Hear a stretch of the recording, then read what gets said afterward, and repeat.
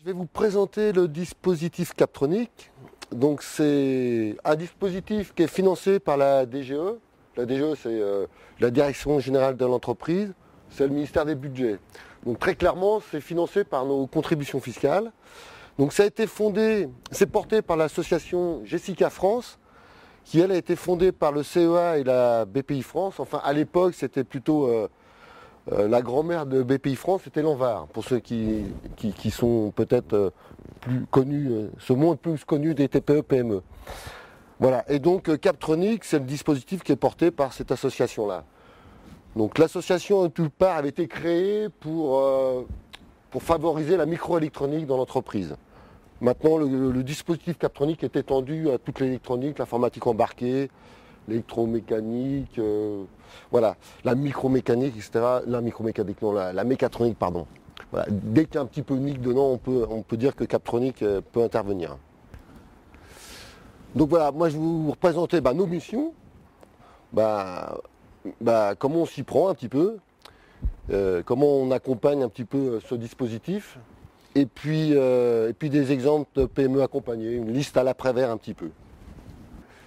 Donc, notre mission est assez simple, c'est essayer d'accompagner les entreprises qui ont besoin d'innover ou d'améliorer leur rentabilité grâce à l'électronique ou de l'informatique embarquée.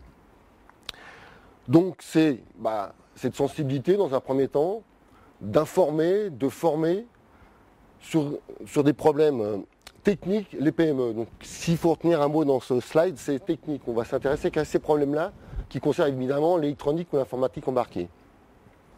Donc quelques chiffres là pour présenter le système là. Bon alors il y a 2900 PME, c'est plutôt 2900 participants qui ont été touchés par Captronic, soit par des formations, soit par des séminaires, et puis bien sûr toutes les entreprises qu'on visite aussi. Donc voilà, oui, effectivement, on organise ou co-organise à peu près 200 séminaires qui sont de la vulgarisation sur des problèmes technologiques qui concernent bien sûr l'électronique et l'informatique embarquée. Et puis effectivement des formations et puis voilà sur des ateliers logiciels aussi. Donc il y a 450 entreprises qui ont bénéficié du dispositif et qui leur a permis d'avoir un petit peu de subventions sur les premiers pas à faire dans l'intégration de ces technologies. Voilà, et aujourd'hui on est à peu près un peu plus de 1000 PME adhérentes sur le dispositif. Alors comment on s'y prend? Quels sont nos moyens? C'est un programme qui est national déjà, ouais, je ne sais pas si je vous l'ai dit. Donc on a divisé en gros la France en 4 régions simplement.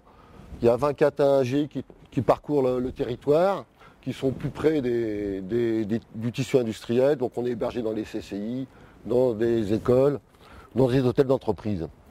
Voilà, donc nous on a un réseau informel de centres de compétences, qu'ils soient publics ou privés, qui peuvent être mis à contribution pour un petit peu vous aider à intégrer cette électronique ou cette informatique embarquée dans ces objets connectés par exemple. Voilà un petit peu, ça c'est un peu nos moyens. Donc voilà, alors maintenant comment on s'y prend? Alors évidemment, je vous en ai parlé déjà, il y a les séminaires techniques qui sont vraiment de la vulgarisation et qui sont ouverts à tout entrepreneur. On a des ateliers des formations, donc qui sont toujours centrés. Alors les ateliers, on les appelle ateliers parce qu'on avait une enveloppe budgétaire qui nous permettait de faire des cours sur l'informatique embarquée, des formations sur l'informatique embarquée qui étaient gratuites. Et puis on a étendu ça à des formations qui elles sont payantes, qui ouvrent plus, qui est beaucoup plus large que l'informatique embarquée. Et qui pose au problème d'électronique en général, jusqu'à l'industrialisation ou la fabrication. Le pilier central, c'est un peu le conseil de premier niveau. Donc, comme vous l'avez vu dans le précédent transparent, on est à peu près une vingtaine d'ingénieurs qui parcourront le territoire, qui ont tous un background technique, et donc qui peuvent apporter un petit peu un œil critique un petit peu sur les projets, vérifier les points durs, les points clés, regarder si le développement suit à peu près le processus qu'il faudrait mener. Et donc ça, c'est sur simple appel, on se déplace et on va déjà donner un petit avis qui on souhaite est pertinent. Dans la plupart des cas, en général, ça amène à la mise en œuvre d'une expertise technique qui, elle, va être aidée financièrement, qui va donner droit à des subventions. Donc c'est ce qu'on appelle l'appui technique, expertise technique. Voilà. Donc on va pouvoir mettre en relation parmi nos membres et puis le réseau un petit peu informel d'experts, quelqu'un qui va pouvoir répondre à une demande sur une problématique toujours technique.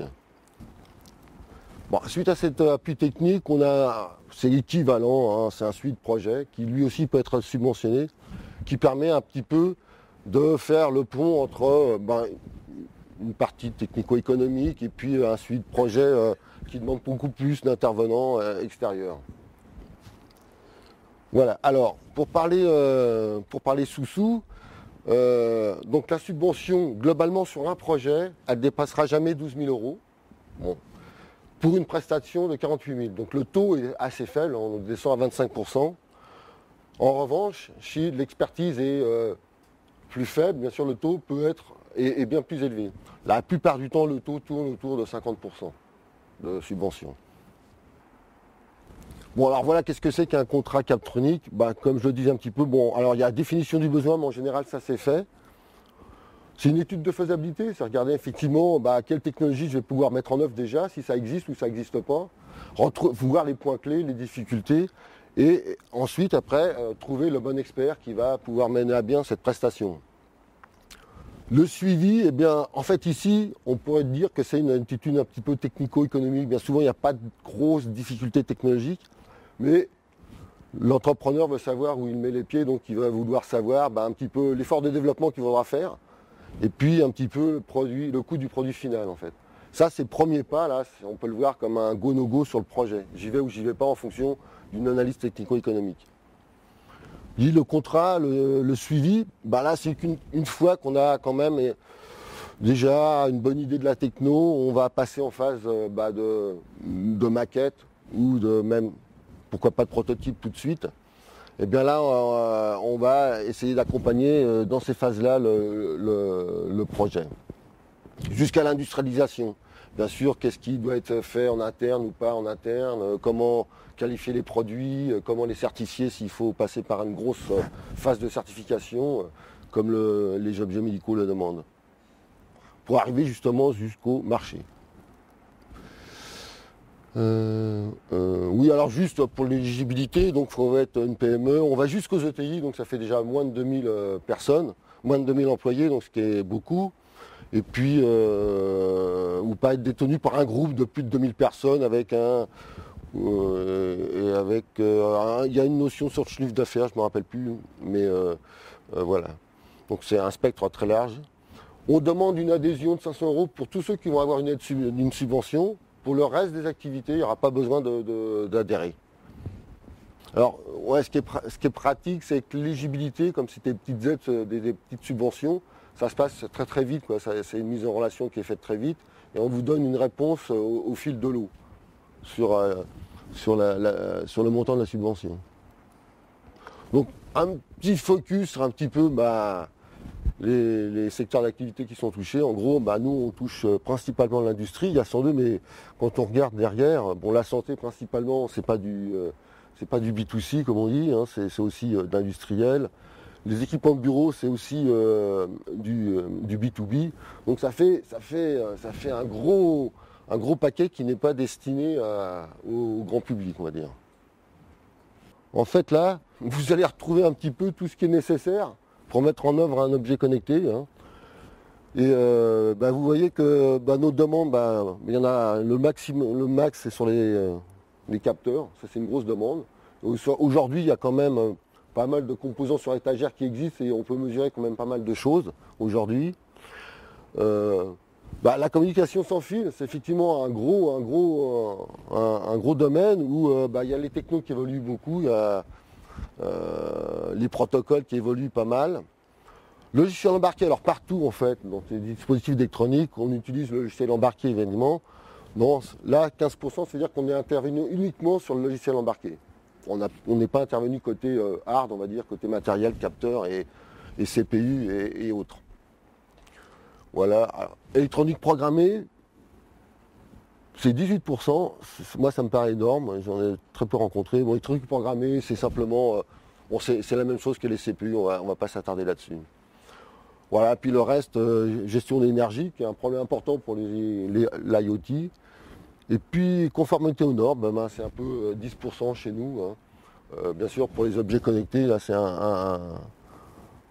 une pierre angulaire sur cette partie-là. Bon, alors les exemples, voilà, je passe tout de suite à des exemples. Là.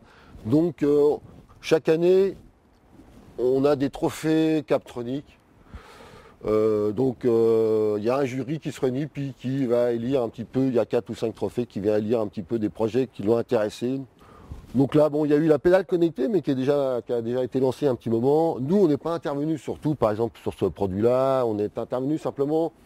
L'avantage de cette pédale connectée, c'est qu'elle est autonome en énergie. On récupère, il y a un micro-générateur pour récupérer l'énergie au niveau du mouvement de la pédale.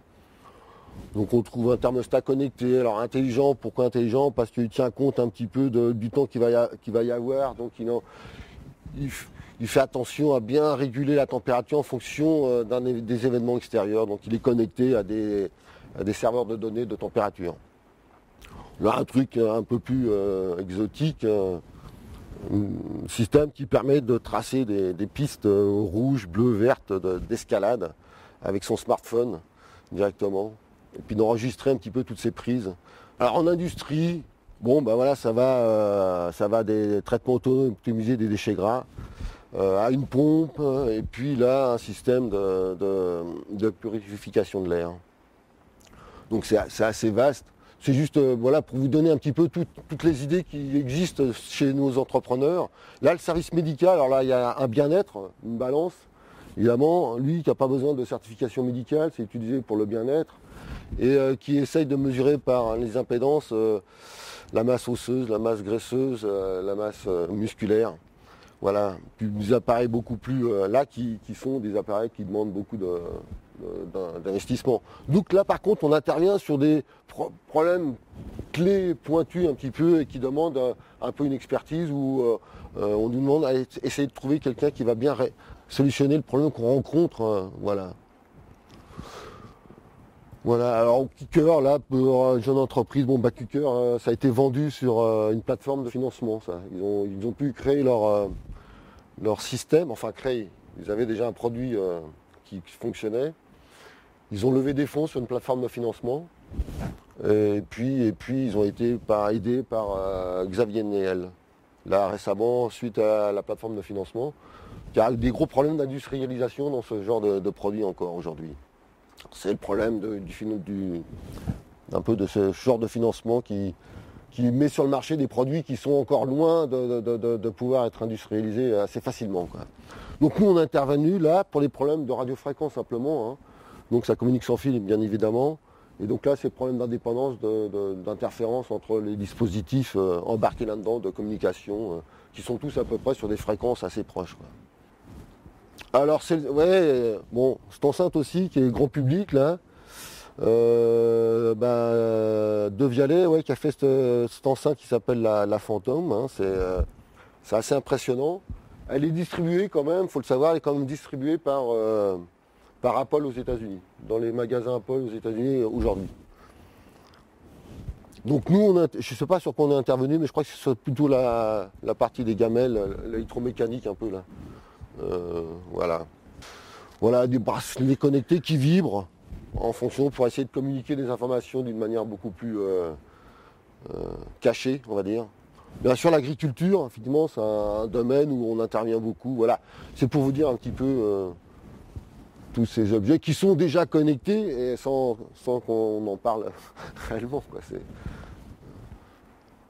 Bon, là, par contre, c'est une machine d'impression 3D, enfin. En relief, pour faire de la publicité en relief, un petit peu des plaquettes de publicité un peu film. Là-dessus, on n'est pas intervenu sur toute la machine, on était intervenu simplement c'était sur les injecteurs là, avec les problèmes de liquide, de tension de surface, etc. La fourchette qui vous permet de lentement, c'est vieux un peu ça, mais voilà. Bon, c'est passé, c'est grand public et c'est un peu vendu. Et j'en ai fini avec la présentation de Captronic. Merci.